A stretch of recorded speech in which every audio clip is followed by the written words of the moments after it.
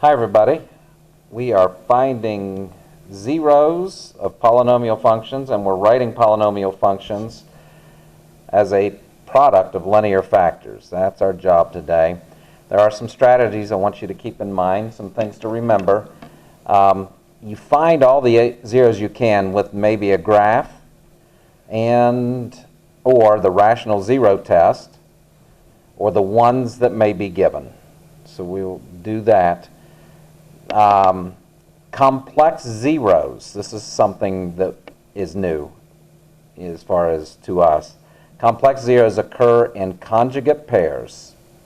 And if a plus bi is a zero of a polynomial function, a plus bi is a zero, then a minus bi is also a zero of that same function. We are going to use synthetic division. We might have to use a little bit of long division to create depressed polynomials for each zero. So we just keep making it smaller and smaller. That's one of the goals here. Okay. I'm going to write down example 1 here.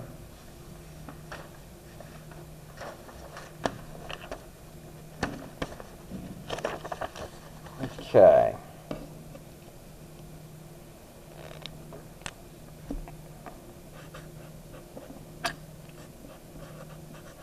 Example 1. We need to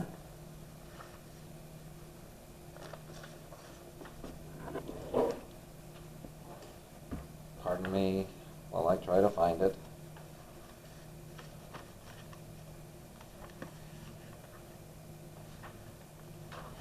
Okay. We're going to find all of the real solutions of negative 2x to the third minus 5x squared plus 15x plus 18 equals 0. Okay, we kind of need a starting place. And they don't give us anything, so we could use the rational zero test on this one. It would take a while, and we do have some technology we can use, so let's do that. I'm going to graph that equation, just kind of look at where the zeros are located first. So I got negative 2x to the third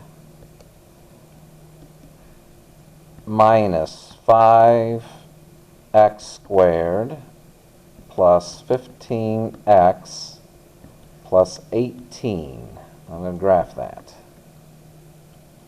All right. It comes down. We knew it would do this, right? It would start from high and come up and down and come back low.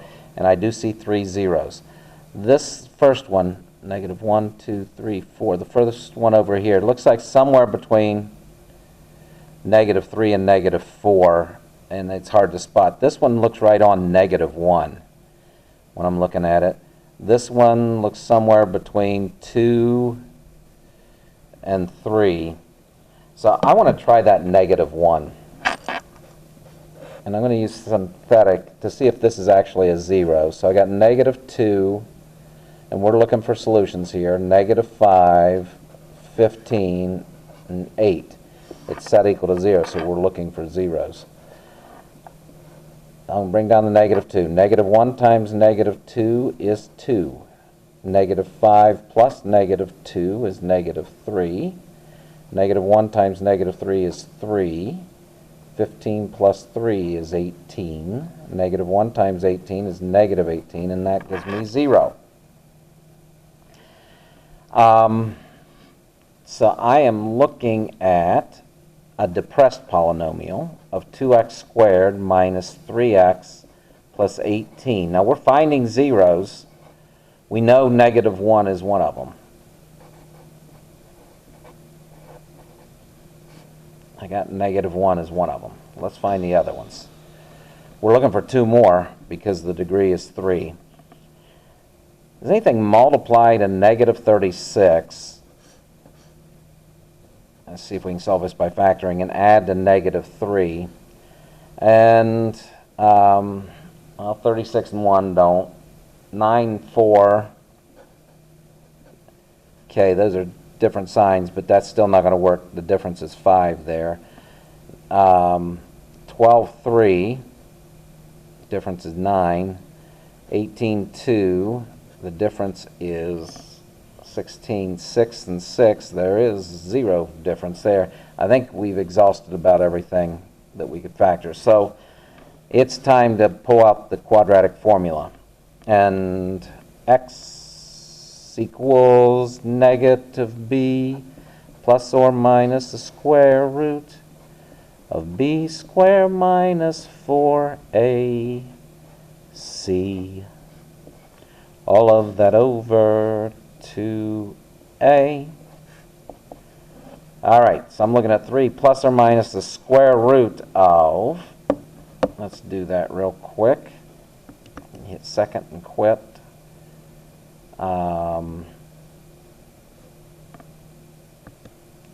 Negative 3 squared minus 4 times negative 2 times 18. That's 153. And we've got that over negative 4. So I've got 3 plus or minus, now 153, 1 plus 5 plus, I learned this in school, 1 plus 5 plus 3 is 9, 1 plus 5 is 6 plus 3 is 9. If the sum of the digits is divisible by 9, the whole thing is divisible by 9. 153 divided by 9 is 17. So this is the square root of 9 times 17, which is square root of 9 is 3, and the square root of 17, and that's over negative 4.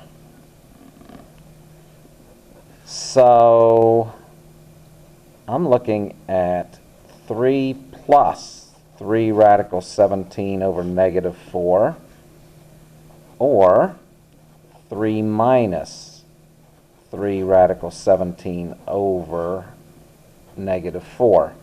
And I'm just curious, let's just look what that is. I'm going to put it in parentheses. 3 plus 3 square root 17, close parentheses. Divide that by negative 4. All right, let me enter that again. I messed up. I need to put that there. I needed to complete that square root there. And then negative 4 here. Okay, negative 3.84. Now, if you recall from the graph, that looks real close to negative 4 right there. So that looks reasonable. Okay, let's quit. I'm going to enter this again, and I'm going to replace that plus in here with a minus. And graph, not graph, dang it. It's there. Okay, hit enter. 2.34. And that was the one that looks like between 2 and 3. So these do look like very reasonable answers from the graph. I'll just write them down up here. And we have 3 zeros. One of them is rational, 2 of them are irrational. That's a minus right there. Need to concentrate. Okay. These are our 3 zeros. So there is example 1. All right. Example 2. We are to find, oh, let me write this first. Example 2. Let's find all of the zeros of h of x equals x to the fourth plus x to the third minus 3x squared minus 13x plus 14. Now we are given that negative 2 plus the square root of 3I is one of the zeros. We are to find them all. Well, we got one. Let's make a list here. We got one, negative 2 plus the square root of 3I.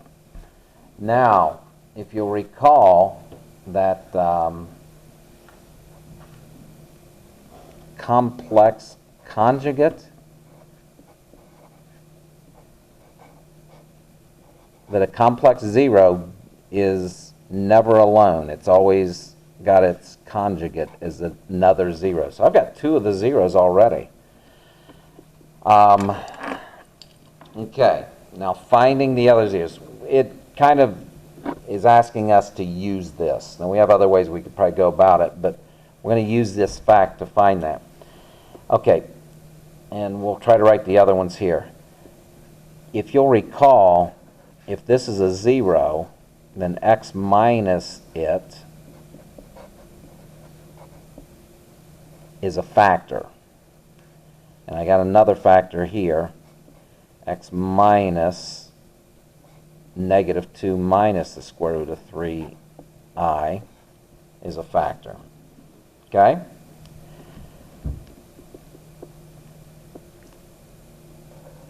I'm going to multiply these together to get a quadratic factor. Negative, negative, that's positive 2, and negative, that's minus the square root of 3I. Just taking these inner parentheses out right now. Minus, that's plus 2 again, and negative, negative is positive square root of 3I. I just want to see what happens. My thought is that we aren't going to have an imaginary coefficient anymore in this when we do this. So I'm going to multiply x times x. That is x squared. X times 2 is 2x. And x times the square root of 3I, and I'll write the square root of 3, and then the I, and then the x. Now I'll multiply everything by 2, and that is 2x. Whoops. And 2 times 2 is 4.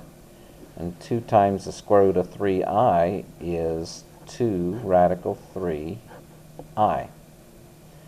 And now multiplied by this negative radical 3I. That is negative, I'm going to write it right there, negative radical 3ix.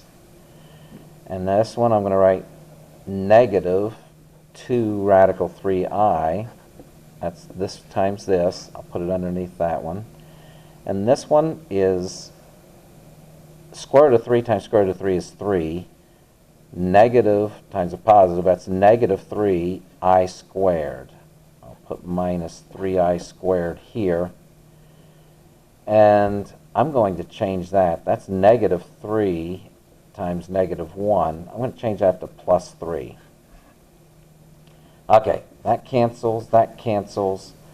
I've got x squared. So here's a quadratic factor I have. 2x plus 2x is 4x. And 4 plus 3, 4x, is 7. So here's a factor, but it's a quadratic factor. It's two factors, two linear factors being multiplied. So what I'm going to do with this is I am going to actually divide that into,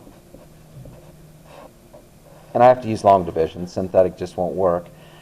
I'm going to divide it into x to the fourth plus x to the third minus 3x squared minus 13x plus 14. All right? Remember, divide, multiply, subtract, and bring down. Let's take x to the fourth over x squared. And I'm getting x squared there. X squared times x squared is x to the fourth. 4x times x squared is 4x cubed. 7 times x squared is 7x squared. So I'm going to subtract this.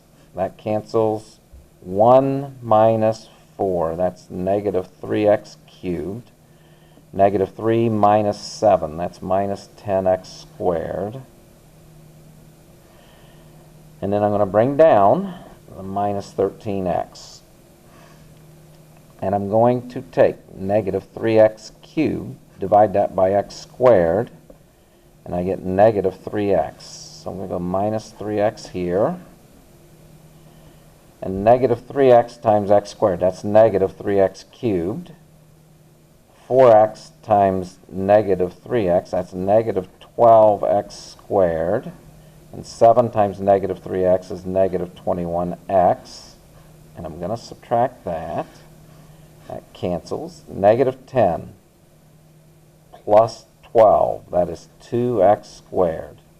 Negative 13 plus 21, that's plus 8x. And then, this is looking promising, I'm going to bring down the 14. 2x squared, ooh, I'm not showing much of that, sorry about that. You know how to do long division though, right? You'll catch up. 2x squared over x squared is equal to 2.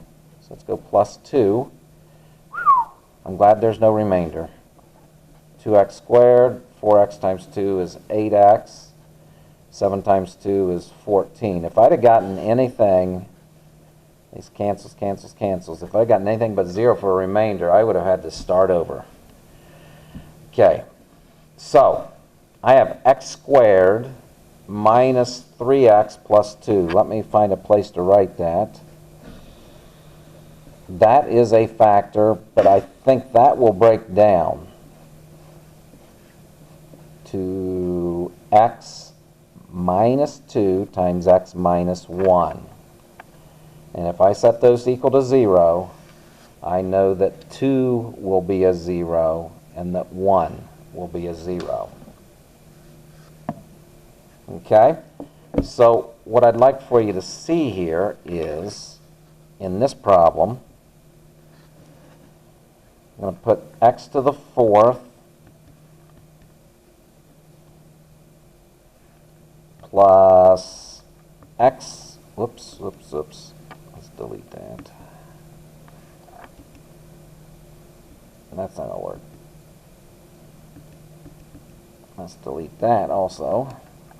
Okay, x to the fourth plus x to the third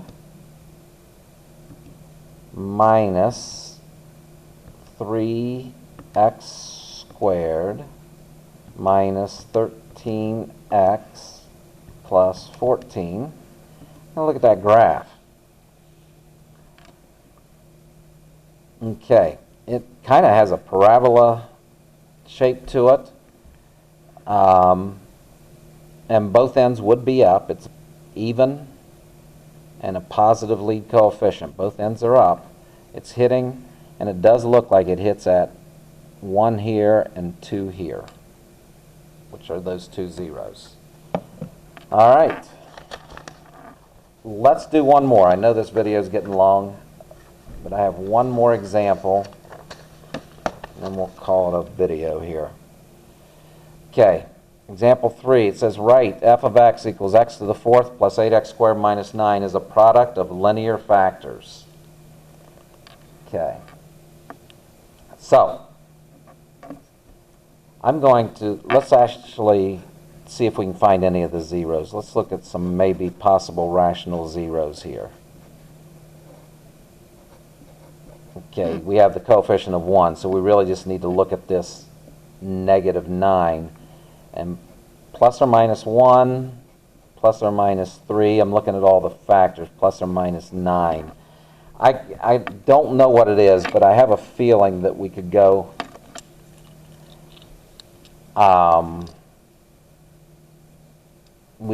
with 3.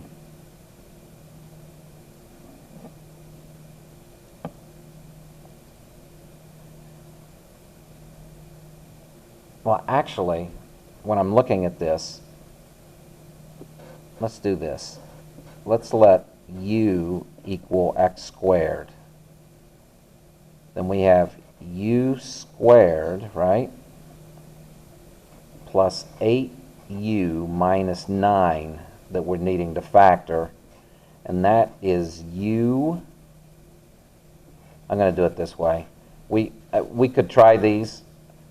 And by the way, my hunch of using 3 would have been wrong now that I look at this.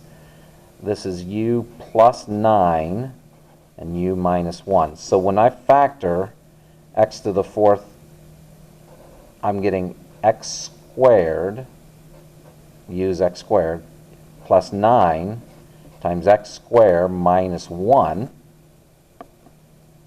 And this is x plus 1 times x minus 1.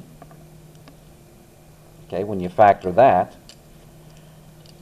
And we could do a couple things with this. Let's actually just solve it. X squared plus 9, if I set that equal to 0, and look for the zeros there, I'd be x squared equals negative 9.